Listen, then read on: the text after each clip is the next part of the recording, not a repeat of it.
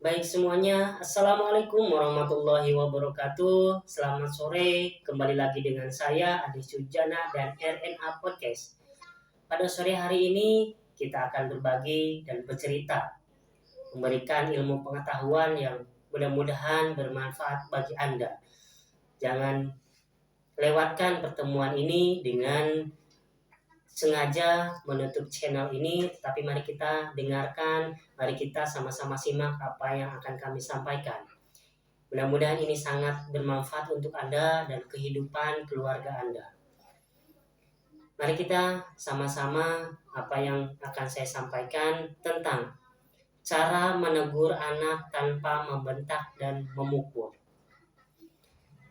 Kegiatan ini merupakan kegiatan yang sangat luar biasa, susah-susah atau sedikit gampang atau dikatakan susah, karena sebagai seorang ayah dan ibu atau orang tua akan selalu merasa emosi ketika melihat anaknya itu rewel, susah diatur, susah dikasih tahu, dan lain sebagainya. Karena orang tua merasa bahwa memiliki ego yang tinggi dan bisa mempengaruhi anak sedemikian rupa. Tetapi mari kita sama-sama belajar untuk memberikan pengetahuan dan memberikan teguran kepada anak tanpa memukul dan membentak. Mari kita simak apa yang saya sampaikan. Yang pertama, beri peringatan.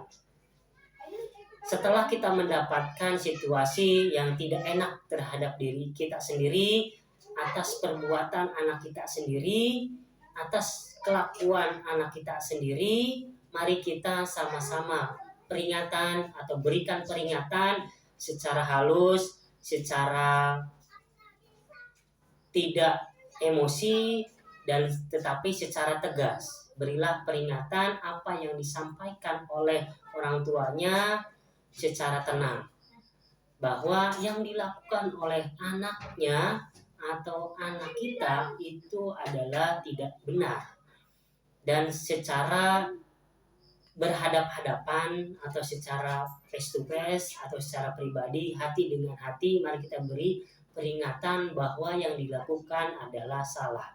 Yang seharusnya dilakukan adalah A, B, C, dan D.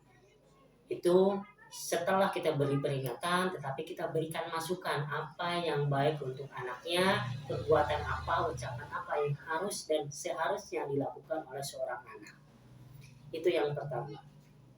Yang kedua, tenangkan diri sebelum berbicara dengan anak.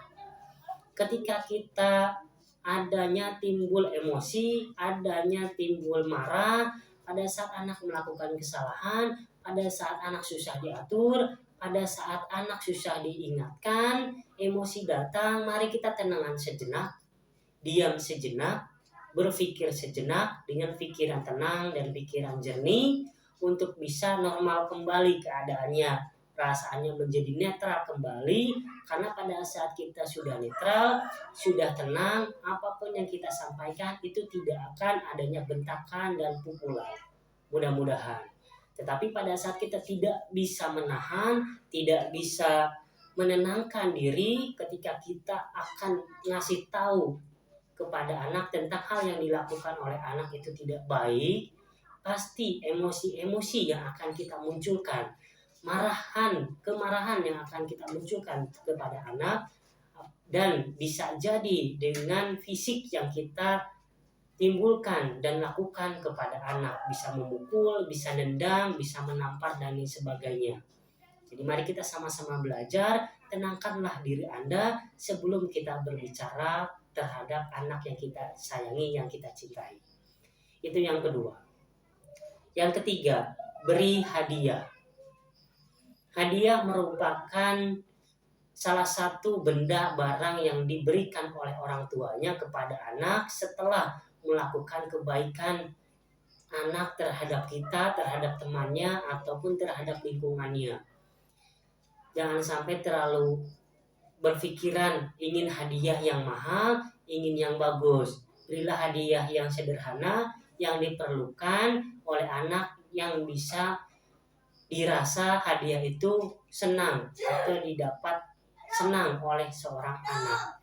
Hadiah tidak terlalu mahal, hadiah tidak terlalu wah untuk anaknya, tetapi perasaan kita yang harus kita tonjolkan bahwa hadiah ini adalah merupakan perwakilan rasa terima kasih sudah baik terhadap diri Anda, orang lain, atau lingkungannya.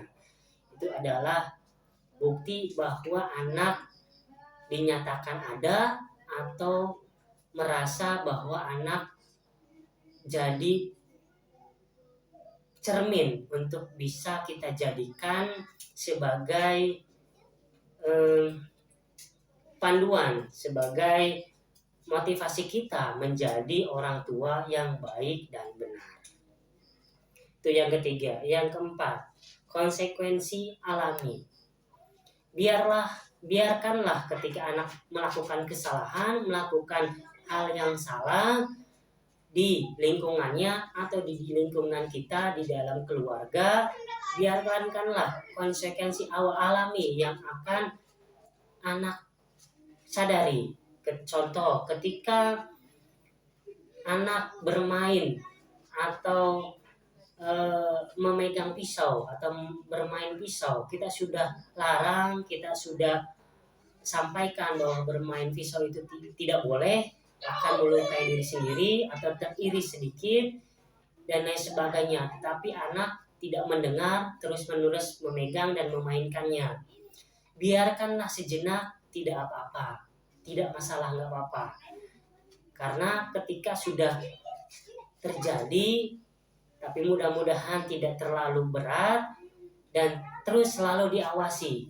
Karena ini kita akan memberikan pengetahuan sadar kepada anak ketika sudah melakukan dan terjadi, anak akan secara tidak sadar berpikir bahwa bermain pisau itu berbahaya untuk anak usia dini. Kemudian berilah penjelasan. Boleh silakan bermain pisau, tetapi ada waktunya, ada masanya, dan umurnya berapa. Seperti itu Bapak Ibu semuanya untuk konsekuensi alami. Hal lainnya dan lain sebagainya, ketika jatuh sudah dilarang, tidak lari-larian, kemudian tidak main sepeda dengan cepat, tetapi tidak didengar oleh orang tuanya, biarkanlah saja sejenak. Tidak usah marah, tidak usah merasa emosi akan muncul, tidak usah. Biarkanlah saja, kalaupun misalnya kita menyadari bahwa jatuh itu pasti terjadi, kemudian tabrakan dengan temannya, naik sepeda itu pasti terjadi, kita sudah menganalisa itu, tetapi teruslah pantau, teruslah berikan pengarahan atau jaga.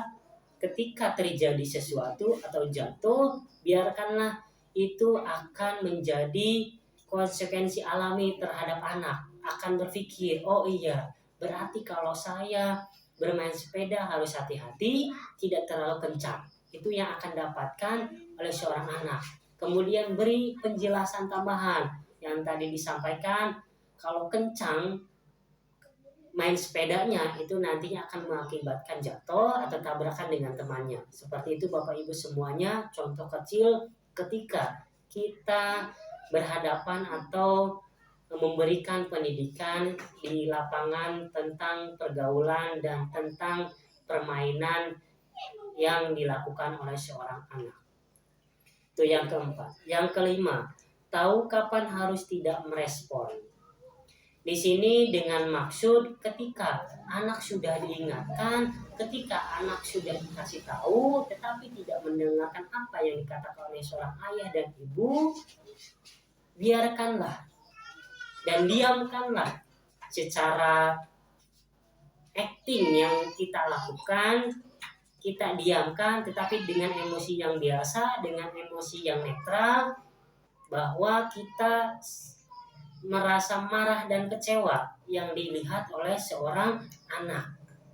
Karena nanti perasaan itu akan muncul terhadap anak dan akan berpikir kalau sudah melakukan itu, ibu dan ayah akan kecewa dan akan marah.